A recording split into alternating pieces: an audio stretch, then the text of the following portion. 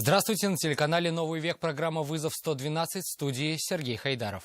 И сегодня мы покажем последствия сильной аварии на улице Васильченко. Не трогайте меня, пожалуйста, мне голова болит, а? Предполагаемый виновник был сильно пьян.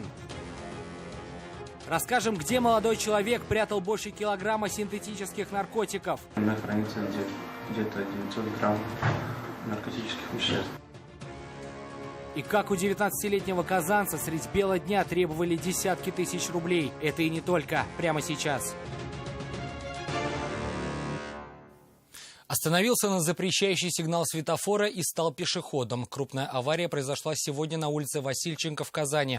В стоящую на светофоре «Ладу» на полном ходу врезалась иномарка. Отечественная машина сильно изменилась в размерах в меньшую сторону. Hyundai также вряд ли имеет смысл восстанавливать. Алла Рыкова узнала, в чем причина происшествия. Да я просто по работе катался.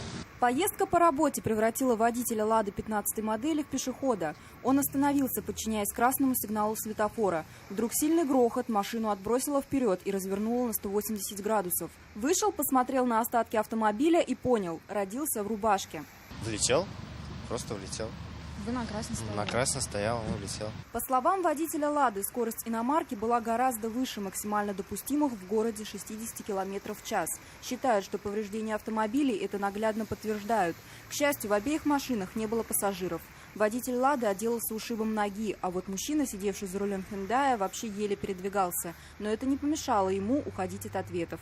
Подождите, не трогайте меня, пожалуйста, мне голова болит, а? Вы ударились? Я очень сильно ударился. Но приехавшие на место происшествия врачи скорой помощи госпитализировать его не стали. Возможно, потому что причина была не в травме. Может, шал, наверное? Да. Не знаете, как у меня там фамилия? 0,750, по-моему. Оба автомобиля покинуть место ДТП самостоятельно не смогли. Вероятно, и «Лада», и «Hyundai» теперь отправятся в утиль. Осознав это, голова заболела и у водителя отечественного автомобиля. От непонимания, кто и как теперь будет возмещать ему ущерб. Алла Рыкова, Азат Самигуллин, «Вызов 112».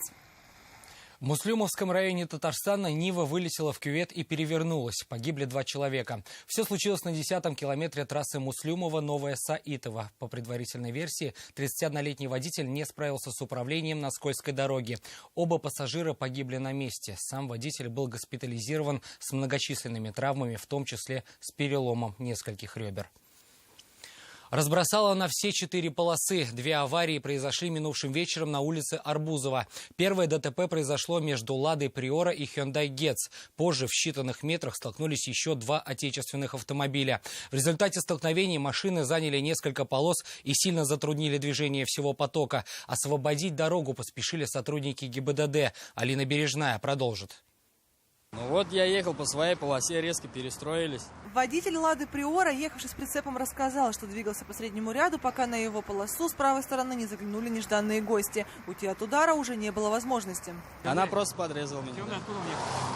Она с крайней правой автобусной полосы резко выскочила на левую полосу, так как ей тоже так же подрезали, на левую полосу выезжали. По словам участника аварии, девушка за рулем иномарки пыталась избежать столкновения с неизвестным автомобилем. Учитывая, что касания с ним не было, виновной в столкновении с «Ладой» могут признать ее. Но мириться с таким положением дел автоледи не пожелала. Она говорит, я не виновата, так как меня, говорит, подрезали. Но я-то точно не виноват, меня тоже она подрезала. Пока автолюбители решали, кто прав, а кто виноват, рядом с ними столкнулись 2 «Лады» – «Гранта» и «Калина». Удар был не сильный, и участники ДТП определили виновника происшествия без спора. Алина Бережная, Рат Назипов, Константин Бушуев, «Вызов 112». Сегодня днем на пересечении улиц Кулгали и комиссара Габишева столкнулись «Опель Астра» и «Hyundai». Удар был такой силы, что оба автомобиля вылетели с проезжей части. «Опель» снес дорожный знак и буквально вкопал его в землю. Одной из причин столкновения мог стать неработающий на перекрестке светофор. По предварительной информации, в ДТП пострадала женщина, которая находилась в одной из машин. Но сами участники столкновения эту информацию опровергли. Кто кому не уступил дорогу, выяснят сотрудники госавтоинспекции. В Аксубаевском районе столкнулись АК и трактор. Есть пострадавшие. ДТП произошло на мосту между Новым и Старым Ибрайкино. На место выезжали пожарные. Они отключили аккумулятор легковушки, чтобы избежать возможного пожара. 51-летняя пассажирка АКИ получила ушиб в грудной клетке и рану головы. Ее госпитализировала скорая. Выясняются все обстоятельства произошедшего. Килограмм синтетических наркотиков обнаружили полицейские в квартире, которую в Набережных Челнах снимал житель Нижнекамска. Они заподозрили 22-летнего молодого человека в причастности к хранению и сбыту запрещенных веществ. Обыск подтвердил догадки. Динара Камалова выясняла все об этом складе зелья. На данный момент снимаю квартиру. Там квартира у меня хранится где-то 900 грамм наркотических веществ. В своей съемной квартире, как заподозрили полицейские, этот молодой человек организовал наркохранилище. Свертки с наркотиками были спрятаны по всему дому, под ковром, в посуде и в шкафах. Сам мужчина не местный, из Нижнекамска, приезжал в Автоград специально для того, чтобы сбывать запрещенные законом вещества. Ночью 31 октября он был задержан на съемной квартире. В его жилище полицейские обнаружили и изъяли порядка 1 килограмма синтетических наркотиков. Отпираться смысла не было. Подозреваемый причастность свою к сверткам с запрещенным содержимым признал полностью. В отношении него возбуждено уголовное дело по статье «Покушение на сбыт наркотических веществ в особо крупном размере». Если полицейские установят факт продажи, то молодому человеку может грозить до 20 лет лишения свободы со штрафом до 1 миллиона рублей. На время следствия он взят под стражу. Динара Камалова, Алла Рыкова, вызов 112. Грабеж, вымогательство и похищение документов. На 21-летнего молодого человека неделю назад, освободившегося из мест заключения, завели сразу 3 уголовных дела. Лина Зинатуллина узнала, как, по мнению полицейских, он проводил время на свободе и какую роль играл в организованной преступной группе. 19-летнего молодого человека двое неизвестных остановили вот в этом дворе. Завели к гаражам, где избили, отобрали мобильный телефон и банковскую карту. Это он уже потом подробно рассказывал полицейским. Насильно усадив заявителя в автомашину, они стали возить его по дворам города Казани и продолжали наносить ему телесные повреждения, запугивать, оказывать на него физическое и моральное давление. После чего высадили в одном из дворов Приволжского района города Казани.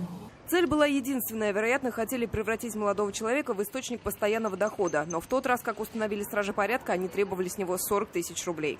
По данному факту в настоящее время возбуждено уголовное дело по 3 статьям. А именно по открытому хищению имущества, по вымогательству денежных средств, а также по хищению паспорта. Одного из подозреваемых быстро вычислили и задержали. Им оказался ранее судимый за разбой и оскорбление представителя власти 21-летний молодой человек. Он освободился из мест лишения свободы за неделю до совершения преступления, в котором его подозревают. По имеющейся оперативной информации, задержанный сотрудниками уголовного розыска гражданин является активным членом одного из организованных преступных формирований города Казани «Перваки». В ходе проведения оперативно-следственных мероприятий с задержанным гражданином, между ним и потерпевшим, была проведена очная ставка, в ходе которой потерпевший опознал в задержанном гражданине одного из своих обидчиков. При этом задержанный молодой человек свою причастность к совершению каких-либо преступлений отрицает, от дачи каких-либо показаний отказывается. Личность второго подозреваемого полицейские установили, и сейчас ведутся его поиски. Лина Зинатуллина, Алла Рыкова, вызов 112. Зачем не стоит прыгать в неизвестную реку, почему нельзя экономить на парковке и как в Бразилии заводят дружбу человек и собака? Ответы на эти вопросы вы узнаете в рубрике «Сплошные проколы».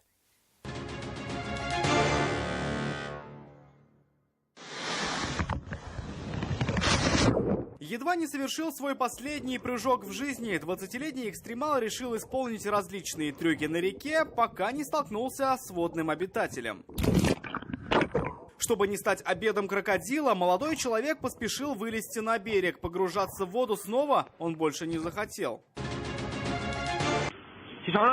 А этот ленивый поросенок стал настоящей звездой в интернете. Животное никак не реагировало на попытки своего хозяина заставить его проснуться. Фермер использовал разные попытки достучаться до хрюшки, но все оказались тщетными. Тогда мужчине пришлось повысить голос.